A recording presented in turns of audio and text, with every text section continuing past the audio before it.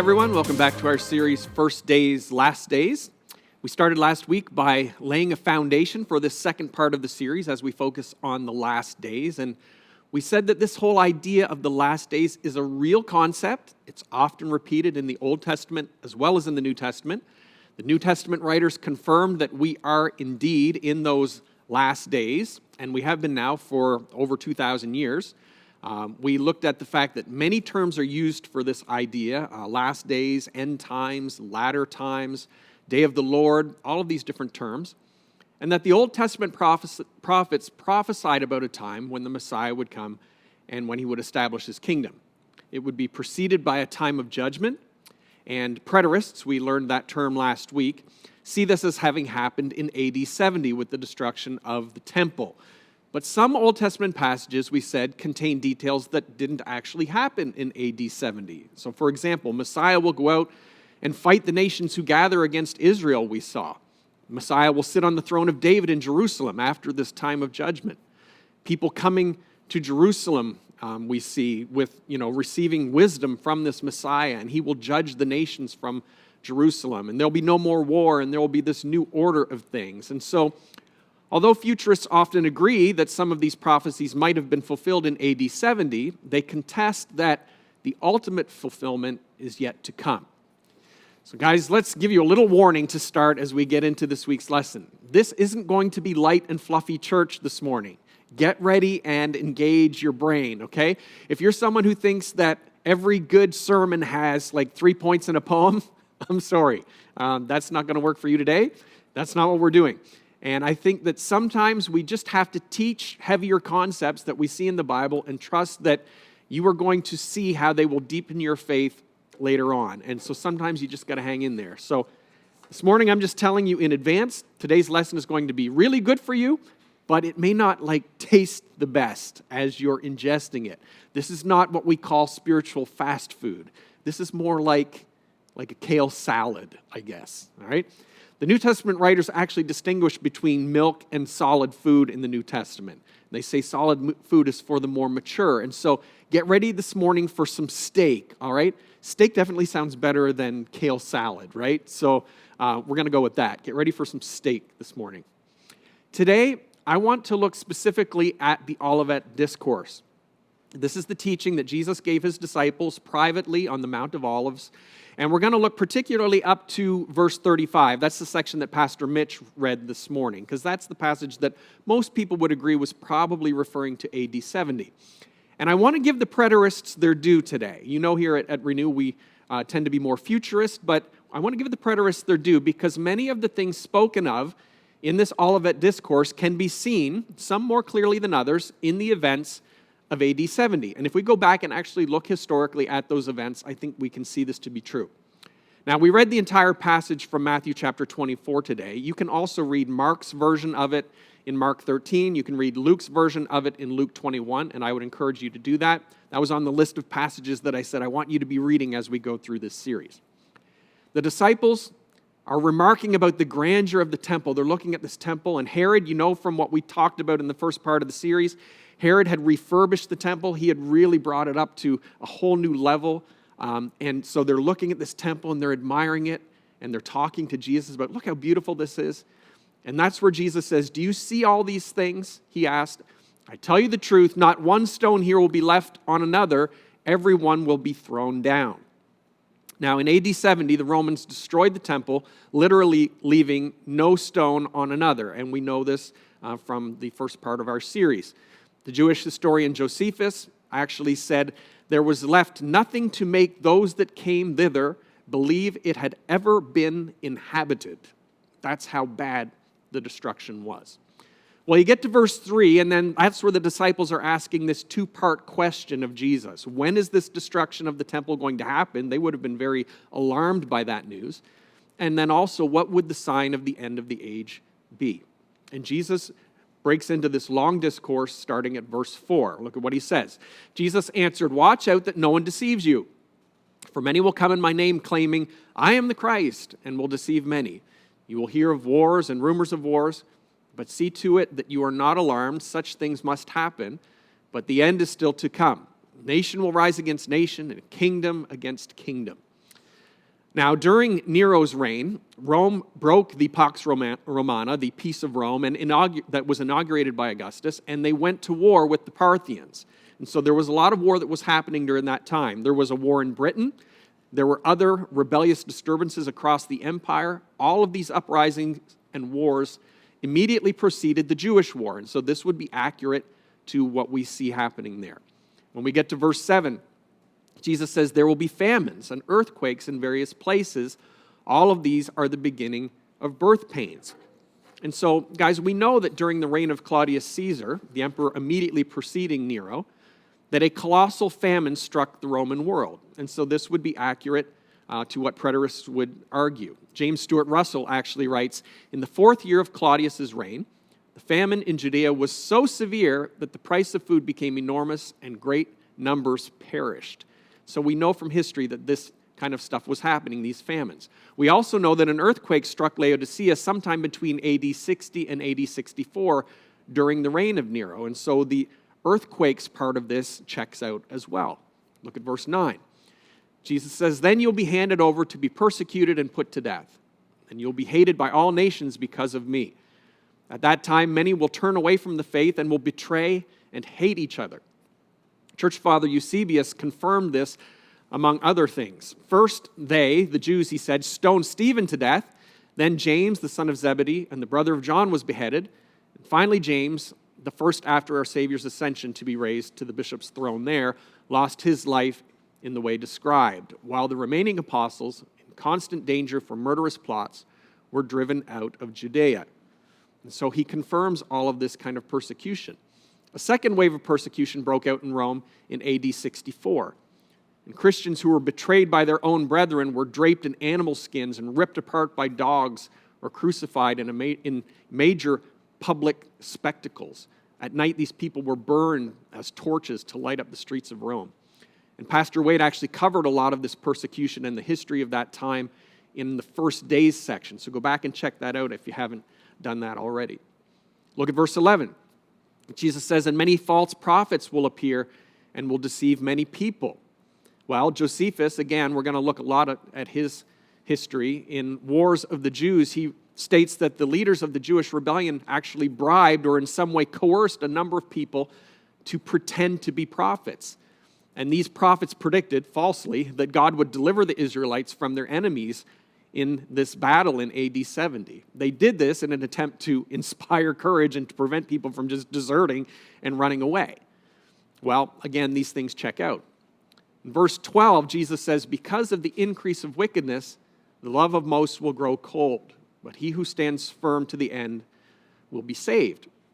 And so Jesus calls his contemporaries a wicked and adulterous generation. We see that a number of times in the New Testament. And Josephus, speaking of the people of this time, actually said this. Check it out.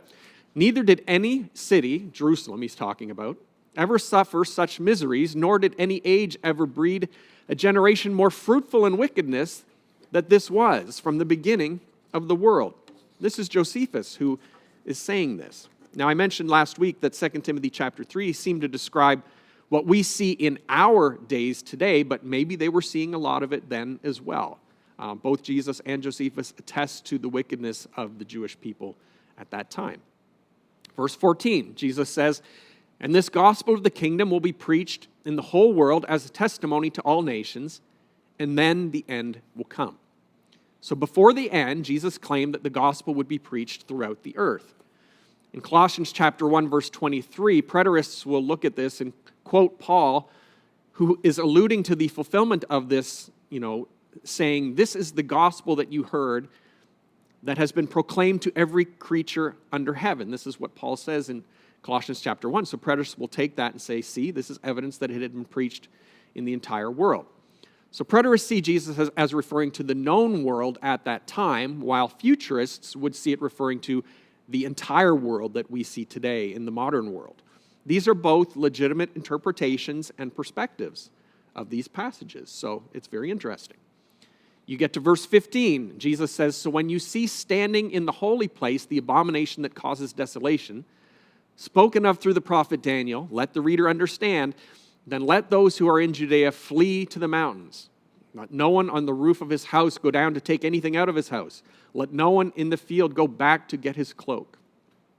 Now, in 168 BC, Antiochus Epiphanes and his Greek army erected an idol of Zeus in the temple of Jerusalem and actually sacrificed a pig in that sacred space. And this blasphemy is called the abomination that causes desolation. It's referred to in Daniel chapter 9, Daniel chapter 11, verse 31.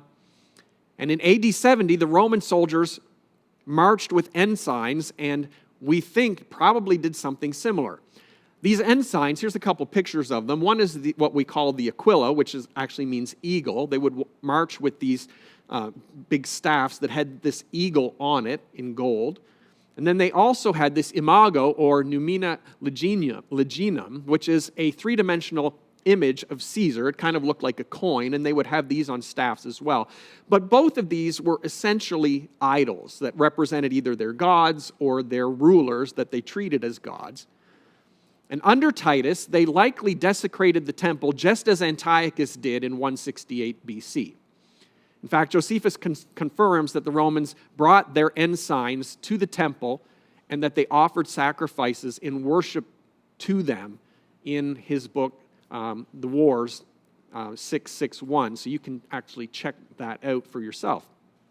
What Josephus doesn't tell us in that account is that the Romans likely sacrificed a pig at that time as part of what is known as a suovetorilia, which is the sacrifice of a pig, a sheep, or sometimes a bull that was made to the deity Mars, which was done to bless and to purify the land.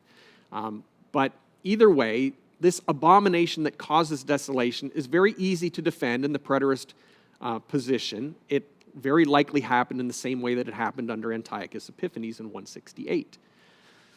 Then in verse 19, Jesus says, "How dreadful it will be in those days for pregnant women and for nursing mothers." Well, do we see this in that time? Well, again, in Wars of the Jews, Josephus included an eyewitness account of the tale of a woman who killed and ate the son that she had been nursing because she was unable to provide for both herself and her child in the heart of the siege. This is horrific stuff, guys. And as we study this material really so clinically today, we need to remember that these horrific historical events, they really happen. These things really happen. Mothers really ate their own children. Guys, there's a lesson here as we're going through all of this information. I want to have a couple lessons that you can take away with you today. And here's one. When God's judgment is unleashed in a day of the Lord, like we're seeing here, he is no longer acting in grace and mercy. And today in the church age, we count so much on God's grace. We call it the age of grace, and we count on his mercy. But in these days, he's going to be acting in judgment, and it is going to be a terrible, terrible time.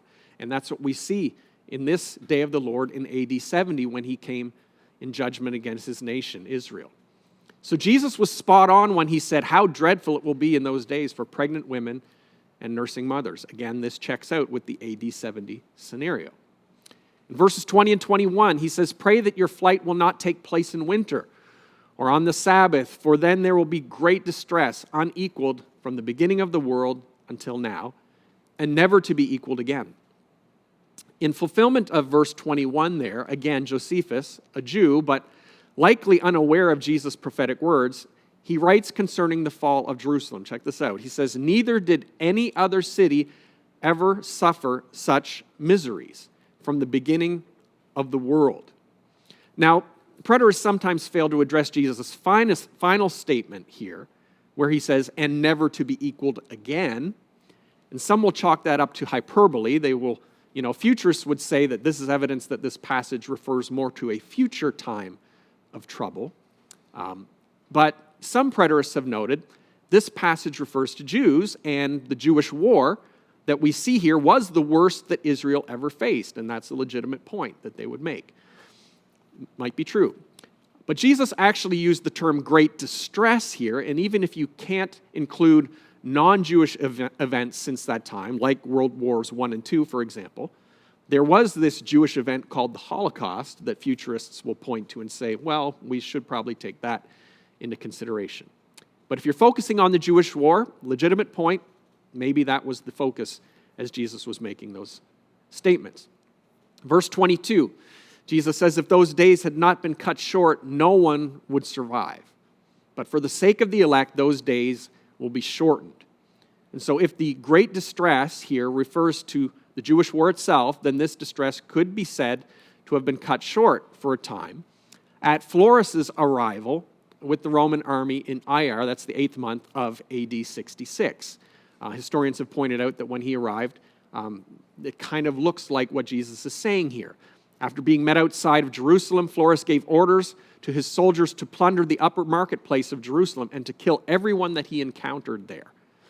But Florus wasn't successful in entering the temple, and he soon departed after this slaughter. So maybe this was the cutting short of the war, and maybe even this would have been a sign to Christians to get out of there. Some have suggested that it could have been.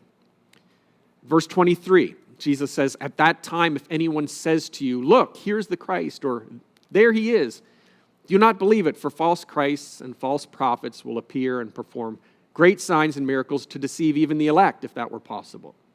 See, I've told you ahead of time. So if anyone tells you, there he is out in the desert, do not go out. Or here he is in the inner rooms, do not believe it. Now, we don't have time this morning, but Preterists have various stories that they would share that would fulfill these different ideas that we're seeing here of these false prophets. And like I say, we won't get into that this morning, but there are stories there that they can point to that would back this up. In verse 27, we see this statement. Jesus says, for as lightning that comes from the east is visible even in the west, so will be the coming of the Son of Man. Well, historical confirmation of lightning at the fall of Jerusalem may be found in the writings of the Roman historian Tacitus. He said, in the sky appeared a vision of armies in conflict, of glittering armor. A sudden lightning flash from the clouds lit up the temple. The doors of the holy place abruptly opened. A superhuman voice was heard to declare that the gods were leaving it, and in the same instant came the rushing tumult of their departure. Now, guys, I have to say, it's hard to know what to make of that story, but it is very interesting, and the words that Tacitus is saying there and claiming that he or someone witnessed does make us look at this passage, and there are some words that definitely look similar. Verse 28, Jesus says, wherever there is a carcass, there the vultures will gather. And of course, historians confirm the huge number of dead bodies that were left after the siege of Jerusalem. Preterists will also mention, interestingly, that Rome had eagles on their ensigns. We talked about that just a bit earlier, and that eagles really are the same, type of bird as vultures. And so some would have even seen a parallel between those two birds. In fact, you can go to the mall and buy clothes at American Eagle, just kidding. But they are the same type of birds, so, there could be a parallel there. Verse 29, what Jesus says. He says, immediately after the distress of those days, the sun will be darkened, and the moon will not give its light. The stars will fall from the sky, and the heavenly bodies will be shaken.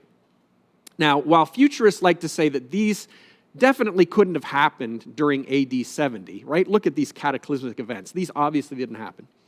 The truth is that similar language is used in other major battles in the Old Testament. For example, the fall of Judah in Jeremiah 4, the fall of Egypt in Ezekiel 6, the fall of Babylon in Isaiah chapter 13. I think we have those to show you here on the board.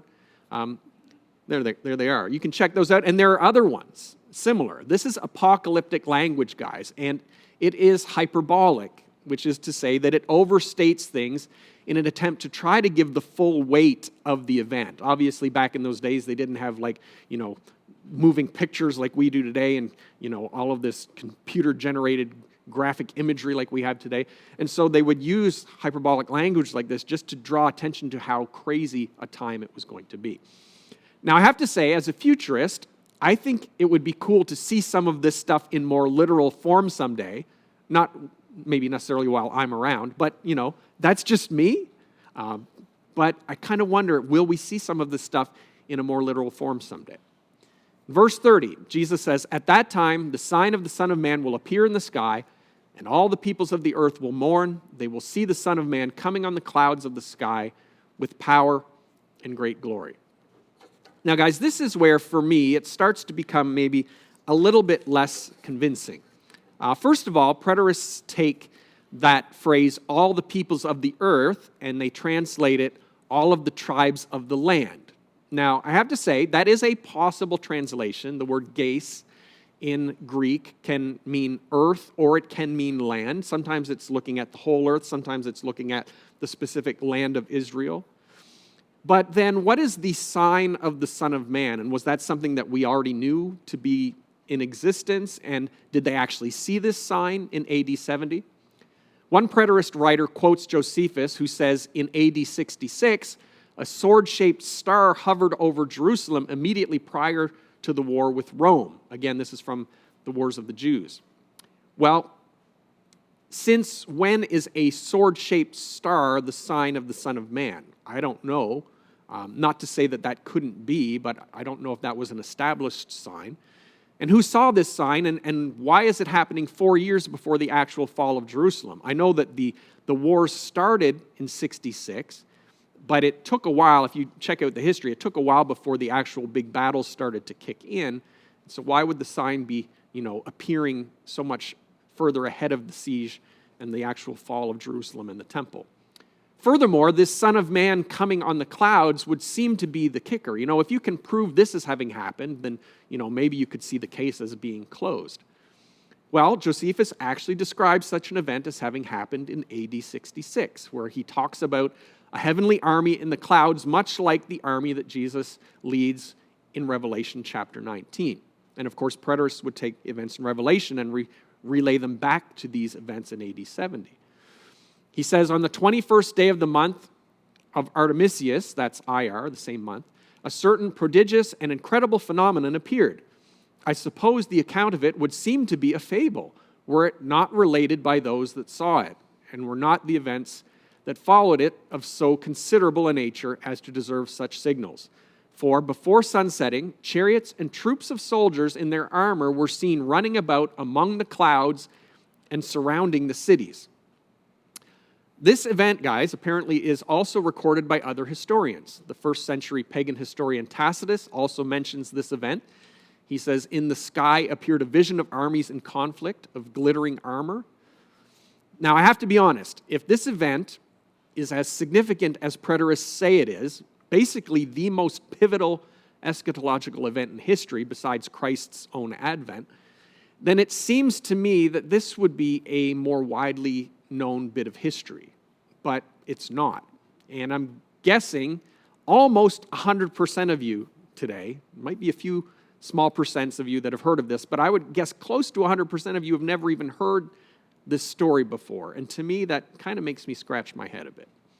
But then in verse 31, Jesus says, and he will send his angels with a loud trumpet call, and they will gather his elect from the four winds, from one end of the heavens to the other. Well, again, diehard preterists have found stories of spiritual bodies rising out of the earth at the sound of a trumpet in what appears to be the resurrection of the dead in AD 70. Now, I don't know how it exactly works. I don't know how you see spiritual bodies rising or whatever, but there are stories there. But again, I would say such an incredible event would surely have been more widely known. Furthermore, there was no gathering of the elect from one end of the heavens to the other in AD 70. Many died right there in Jerusalem, if that's him gathering his elect to him, but many others fled or were actually carried off as slaves as well. And so the language for me starts to break down a little bit. Anyway, there you have it. This is kind of a preterist explanation for most of the Olivet Discourse. I'm not getting into the second part that Emma read this morning, but some events seem to have undeniably happened in AD 70, but others maybe aren't so convincing. So let me ask you this question. Why are preterists so determined to force all of these details into an AD 70 framework? Well, there is a good reason for it, and it basically comes down to verse 34, where Jesus mentions the lesson of the fig tree just prior to that you know summer is near when its leaves come out. And then he says in verse 34, look at this, I tell you the truth, this generation will certainly not pass away until all these things have happened. And guys, that is the challenge. That is the big sticking point that makes this kind of difficult for the futurists. There are a few other places where Jesus might be hinting at the same thing in the Gospels, that his return will be within this generation. And so this verse has the futurists on the defensive here. And this is great. It's kind of like a great boxing match or UFC match, right? One side kind of gets the upper hand, then the other side, and it kind of goes back and forth. Years ago, some futurists said, well, this generation, it means this race, speaking of the Jewish people. But in truth, and I've studied Greek quite a bit, the word really isn't used that way elsewhere in the New Testament, particularly by Jesus. Many futurists believe Jesus is piggybacking on the lesson of the fig tree, seeing as it comes right after this short parable, and they would say that he's referring to the generation that starts to see the fig tree bloom, that this generation is the one that's beginning to see the trouble, and that generation will not pass away until all of these things have happened. And that is a possibility that maybe that is what Jesus was focusing on. Personally, I think when Jesus said all these things, that he was referring more to the first part of the discussion that we saw here at the beginning of this passage, and that being the temple. In fact, if we looked at all three of the passages from the three synoptic gospels, they all start with that language of all of these things. Check it out. In Matthew 24, he says, "Do you see all these things?" He asks, "I tell you the truth, not one stone here will be left on another." The version in Mark says, "Tell us when will all these things happen?" Again, referring to the temple. And then in Luke 21, "Teacher, when will these things happen?" And so for me, as I look at these passages, I kind of feel like maybe Jesus is referring back to those specifically. The disciples asked a two-part question in verse 3 of Matthew 24, and Jesus answered both parts, but I believe his final comment on this generation maybe was referring to the first part of the question more than the rest of it. Anyway, both sides have their challenges, and this is what I want to bring up. At Renew, we do hold to a futurist position, and we're going to explain more about why we do that as the series goes on. But I wanted to give a fair shake to the preterist position this morning, and just to reiterate that we've said all along, this is complicated stuff, and it really takes some digging into, and there's no real obvious, clear, winner in these discussions. You kind of have to study it out and pick which one you prefer. Well, I want to talk briefly this morning about grouping and about double entendre, because I think these play into what we're looking at here. I want to raise another relevant point in today's discussion, that prophets, including Jesus, often used grouping and double entendre. We don't always think of Jesus as being a prophet, but he was, and he's acting as a prophet here. The prophets might not have even realized that they were using these devices. Their natural perspective was always on what was happening in their day. That was the most natural thing to be looking at. But let's talk about grouping, for example. Just like in Zechariah chapter 14 that we looked at last week, the first two verses there talk about the nations gathering to fight Jerusalem on the day of the Lord, which would look a lot like AD 70, right? But then from verse 3 onward, the verses talk about the Lord going out and fighting against those nations, and him shaking the earth and setting up his kingdom. Well, it's pretty clear now that this is two separate events when you look at it on this side of history. So prophecy often groups events over long periods of time, and it treats them as one event. We see this in many different places, and I think Jesus was doing the same thing here, that he was grouping some things. Prophets often use double entendre as well. This is the second device that I want to mention. For example, the abomination that causes desolation. We saw that mentioned this morning. That was first mentioned by Daniel back in Daniel chapter 9 and Daniel chapter 11. And it came to fulfillment under Antiochus Epiphanes in 168 BC. But then also, we see it coming to fulfillment here in AD 70. And futurists believe that it's going to happen again. And we see references to that in 2 Thessalonians chapter 2 and Revelation chapter 13, where, the Antichrist is going to be present. So it's important to get a feel for how prophecy works, and this whole idea of double entendre. It may very well be in play here in passages like Matthew chapter 24. Well, what is at stake as we get closer to the end of this message? What is at stake in all of this? Really, everything in the futurist preterist debate hinges on the Olivet Discourse, and especially that term that we looked at, this generation. It really impacts how we view Revelation, passages in the epistles, even going back and looking at those Old Testament prophecies. If the last days in all of these passages only refers to AD 70, then it has a huge impact on how Christians have been reading the New Testament for centuries and how we continue to read it today. So you have to take that into consideration. Full preterists are basically claiming that all prophecy has been accomplished already, virtually all of it. And that would have a huge impact on our expectations for the future, on the hopefulness that we have, on the things that we expect to still come to pass. But even partial preterists kind of suggest, if they're following this AD 70 thing and looking at it as being the fulfillment, they're really suggesting that the last days is a term for the Jews, really, and not for the Gentiles. After all of the Old Testament passages, if they were envisioning AD 70, they're really having a Jewish focus and not one for the Gentiles. But when you look at New Testament books that are written to the Gentiles, they continue to refer to the last days. We see that term still in 1st and 2nd Thessalonians, in 1 Corinthians. Peter also uses that terminology. And it seems reasonable to expect in this church age that we sometimes call the time of the Gentiles, Jesus used that term, that God would give us, the Gentiles, the church, signs to look forward to as well in the future. And so this is one of the pushbacks that futurists will give to preterists. It's all very interesting. What are some key differences as we're getting close to wrapping up? What are some key differences between these two groups? Well, both preterists and futurists see the kingdom as already having begun in some sense, but preterists believe that we are already in the millennial kingdom, this 1,000-year reign. They would spiritualize it and say, well, we're already in this period. Futurists believe that Christ has initiated this kingdom, but that a literal 1,000-year reign of Christ on earth is yet to come. And that's something that futurists look forward to.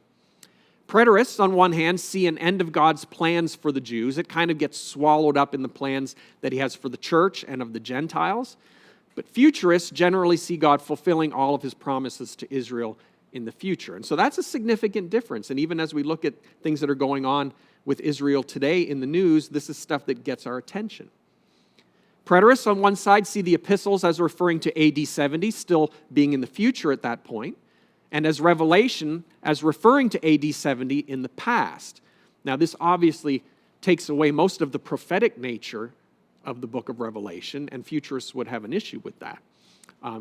Futurists would also say it ignores that Revelation chapter 1, verse 1 says, the revelation of Jesus Christ, which God gave him to show his servants what must soon take place. In other words, that it's future looking, and it even says that in the very first verse. While futurists see the epistles and most of Revelation as referring to the future when it talks about the end times and latter-day events. Preterists usually see the world as getting better, and they would tend to focus on socioeconomic conditions, health conditions, technology advances. They spiritualize the kingdom, and they see God's people as hastening God's return by bringing the world under God's kingdom values. And so they would see their purpose on earth as being, people into, a right relationship with God and the kingdom. And that's not contradictory to what futurists feel. But futurists usually see the world as getting worse. They tend to focus more on the morality that we see and the love for God that we see and the decline of that. Futurists believe that our good works give unbelievers a foretaste of God's kingdom, but that calamity is going to strike the earth and that Christ is going to usher in the kingdom. He himself is going to do it after we've done our best with it. Futurists tend to focus on hastening Christ's coming by getting more people to place their faith in Christ before that judgment comes and hits the earth. And that's the focus that futurists have traditionally held. So you can see there are some significant differences in perspective here. And sometimes that actually will create frustrations between these two camps. Even though we hold so much in common and we're believers and these are not top drawer issues, it can create some frustrations. And I want to highlight those as we wrap up this morning, just so you're aware of these two different positions, because they really are the two prominent positions today between preterists and futurists. The first thing that preterists would complain about for futurists is they would say, well, futurists are too literal. They take everything so literally. And our church and our background, we tend to err on that side. We want to try to take the words at their, natural meaning unless something really drives us to not doing that.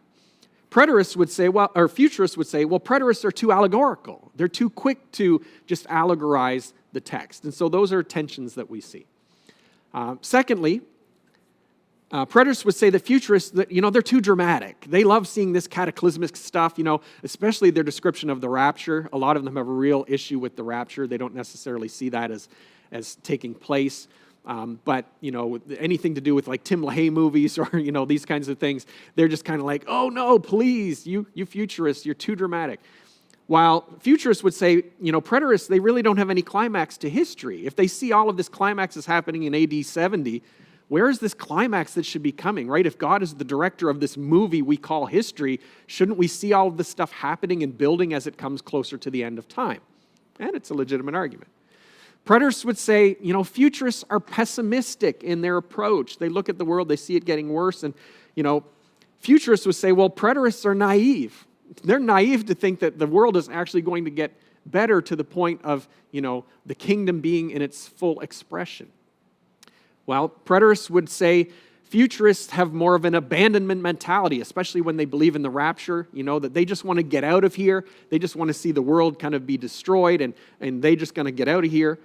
But futurists would argue back that preterists, maybe they're too humanistic, thinking that they're going to usher in the kingdom and that they're really just aligning with, the humanism and the secularism that maybe we see in the world today. That's something that sometimes gets tossed around. And then finally here, preterists would say that futurists are too focused on making decisions, right? Just getting people to, become followers of Jesus so that when this destruction happens, that they can, escape it. And futurists would say that preterists can tend toward a social gospel, as opposed to getting people to make clear decisions to follow Jesus, that they're just more focused on, making the world a better place, and that can sometimes become the focus of Christians. And so, guys, these are really serious frustrations on either side. They're things that need to be considered, and it really helps you see the importance of this conversation. Now, some people will say, because it is a very in-depth discussion, they'll say, if we can't be sure, why bother with all of this study? Is that you this morning? Be honest. Is that what you said? I would reply back, then why did God give it to us? Right? He could have given it to us more clearly, we know that, or he could have just not given it to us at all, but he gave it to us in the form that we have it, and I think he wants us to dig into it, that there's something valuable to gain from it. Let me leave you with this thought. Remember this, the nature of prophecy isn't to allow you to figure everything out in advance, but rather to recognize something when it arrives. And this is a principle in prophecy. And guys, we have good reason to believe that there are some signs that we should be aware of. We may not get it all right, but it might help us to recognize important signs and events when they come along. I think that would have been true for the Jews in AD 70, and as a futurist, I believe that there are other signs that we should be watching for today. Let me end with a real kind of practical application to all of this, because some of you are having a hard time making connections to where we live today. And I want to be a little vulnerable here. I was actually researching vaccines this week. Yes, I said, you know what? I'll probably get one soon. I want to look into them and understand the different vaccines. And guys, I'm just going to be honest with you.